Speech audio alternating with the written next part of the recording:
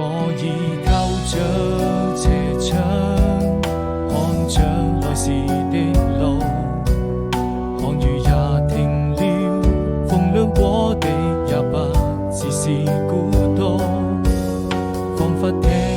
見你的腳步飄向遠處，鐘樓鐘聲訴說着人們的思念，